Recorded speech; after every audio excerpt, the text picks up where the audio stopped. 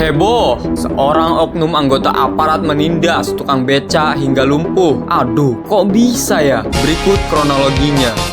Satu video yang menunjukkan seorang pria diduga oknum personil Brimopolda Sumut inisial RGH menindas tukang beca di kota Medan bernama Tumpol Simanjuntak yang berumur 56 tahun beredar. Korban mengalami kelumpuhan karena diduga diakibatkan penindasan tersebut. Dalam video yang diterima, tampak awalnya ada seorang pria tanpa mengenakan baju diduga oknum anggota Brimob dimaksud. Lalu ada seorang wanita yang terdengar memanggil pria tanpa mengenakan baju itu beberapa kali mengatakan "Mateho" atau "Matoi kau" sambil mengejar korban. Pria itu mengejar korban hingga ke dalam ganggang. Setelah sampai di ujung, pria diduga oknum anggota Brimob itu menangkap korban. Lalu pria tersebut memukuli korban beberapa kali. Terlihat dia juga memukuli korban menggunakan batu sampai memegangi baju korban. Tak lama ada sejumlah warga yang mencoba melerai aksi pria itu. Istri korban, Ernawati Siregar yang berumur 54 tahun, mengatakan peristiwa itu terjadi di Jalan Harapan Pasti, Gang Saudara, Kecamatan Medan Denai, Sabtu 25 November 2023, sekira pukul 3 dini hari waktu Indonesia Barat. Lalu, kasus itu dilaporkan korban ke SPKT Polda Sumut hari ini. Wah, ini tukang beca digebukin sampai lumpuh, terus dia harus cari duit buat keluarganya gimana? Kasus dari November 2023 kok lama prosesnya? Apa jangan-jangan pandang bulu ya? Kalau sudah viral begini baru ditindak biasanya. Oknum-oknum dari pimpinan sampai bawahan pura-pura dungu. Kalau sudah viral baru ditindak lanjuti. Oknum. Ingat kata Bapak Prabowo, hukuman tak pandang bulu. Penindasan, pemukulan pakai batu tanggal 25 November di Jalan Harapan Pasti Gang Saudara, kata Ernawati usai membuat laporan di Polda Sumut Rabu 22 Mei 2024. Ernawati mengatakan kejadian itu berawal saat korban tengah mengendarai becaknya untuk mengambil beras bantuan. Lalu, setibanya di lokasi kejadian, korban menemukan terduga pelaku tengah tidur di atas motornya yang terparkir di badan jalan. Alhasil, saat korban hendak melintas, beca motornya tidak bisa lewat. Sepengetahuan Ernawati, RGH saat itu tengah dalam kondisi mabuk, diduga mabuk. Aduh, institusi ini terlalu kebanyakan oknumnya daripada yang benernya. Masa petugas mabuk alkohol? Setelah kejadian itu, kata Ernawati, suaminya dikejar oleh terduga pelaku. Suaminya pun turun dari beca tersebut dan berlari. Sempat terjadi cekcok mulut antara keduanya. Setelah itu, warga setempat melerai korban dan terduga pelaku. Usai dilerai, korban pun hendak pulang menuju becaknya. Namun, saat itulah terduga pelaku mengejar dan memukuli korban menggunakan batu. Sama pengetahuan Ernawati, RGH merupakan oknum personil Sat Brimob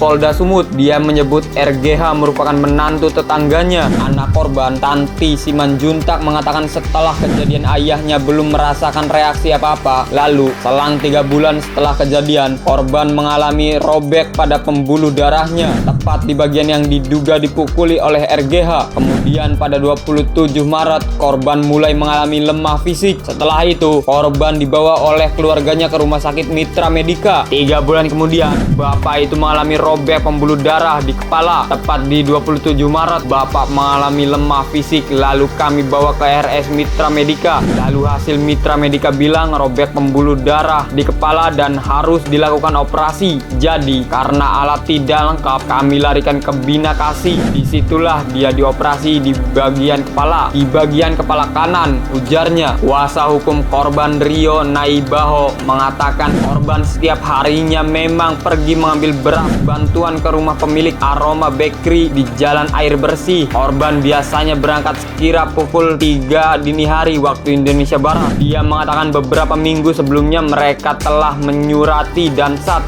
Brimob Polda Sumut. Sempat ada pertemuan dengan perwakilan dari Brimob Polda Sumut. Menurut pengakuan terduga pelaku yang didengarnya, RGH mengakui dirinya menindasi korban dan saat kejadian dalam kondisi mabuk. Dari sederet kasus ini, beragam banyak komentar-komentar dari warganet yang geram atas tindakan oknum tersebut. Salah satu contohnya dari akun akun Sansan. Berikut komentarnya. Pecat aja. Apalagi dalam kondisi mabuk, menganiaya masyarakat. Gak jauh beda sama preman. Yang ini mah beda bang, preman pakai seragam. Dan masih banyak lagi komentar-komentar yang sangat geram dari warganet atas kasus tersebut. Sangat miris sekali guys. Bapaknya besok cari uang buat makan gimana? Keluarganya gimana di rumah? Anak-anak gimana nanti? Sampai lumpuh loh. Semoga kepada pelaku bisa dihukum yang setimpal atas perbuatannya. Dan bagaimana tanggapan kalian tentang kasus tersebut? Jangan lupa komen di bawah ya guys.